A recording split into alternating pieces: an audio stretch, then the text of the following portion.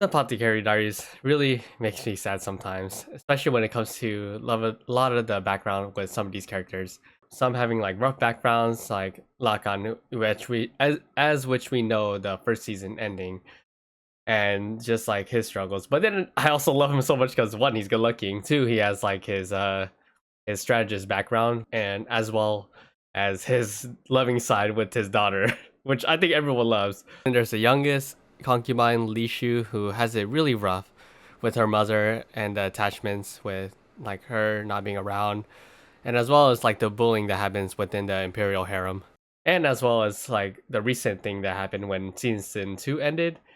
My favorite, Shisui, who I was so sad for when it came to like figuring out like her suppressing her emotions, like, we don't know whether that's like her true self or her other self, where she was like kind of adapting like with fitting in with her mother's role with like being her doll, I guess.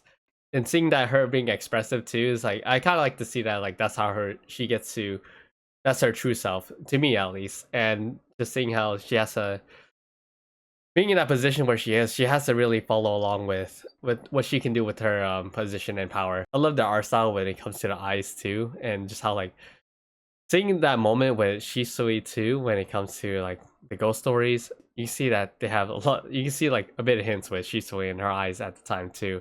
And I was like, wow, that's. I was like, that makes sense too. Just that's when I finally got it like linked in. Or that's why I finally connected the dots too when I saw that. Besides loving Shisui about like with her background and like some of the struggles that she went through, I mean, there's other reasons too. I mean, just yeah, reasons. Nice. And then of course there's Mao Mao too, who's kind of just puts herself out of character or out of her position to help out at times, and also a lot of times she just, even though she sees herself as a commoner, she has a really important figure, especially when it comes to Jinshi and all these other concubines and much more. And also being the daughter of you know who. And nice to see some progress too with Mao Mao and Jinshi too, and a lot of Jinshi's character as well. The moment when he was really pissed, holy crap! I was like, damn, don't mess with this guy. I mean, he's pretty boy, but then he also could be very scary.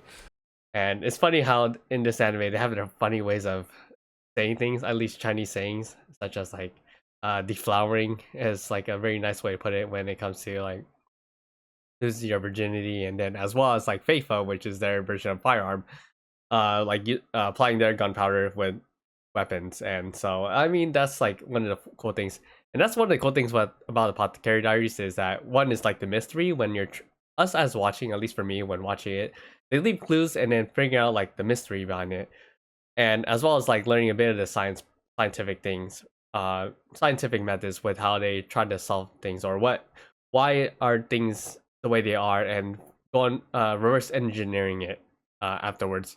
But overall, I'm kind of too dumb when it comes to talk about these things. I'm like, okay, I'm like, whatever you say, I'm going with it. Of it.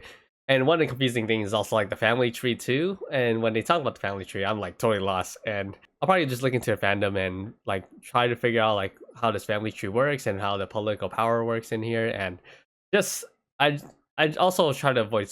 I know one of the things that it comes at a risk because it comes with like possible spoilers too. So that's kind of a challenge. At least I know what Jinshi's role is, at least where his bloodline is.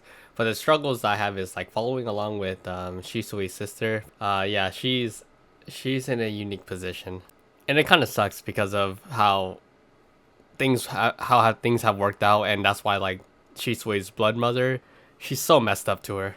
I don't know. I have so much joy in this. I was just so sad when it came to like that self-sacrifice feeling, and finally plotting out this entire thing to really go against her own blood mother, who was treating like her blood sister like shit.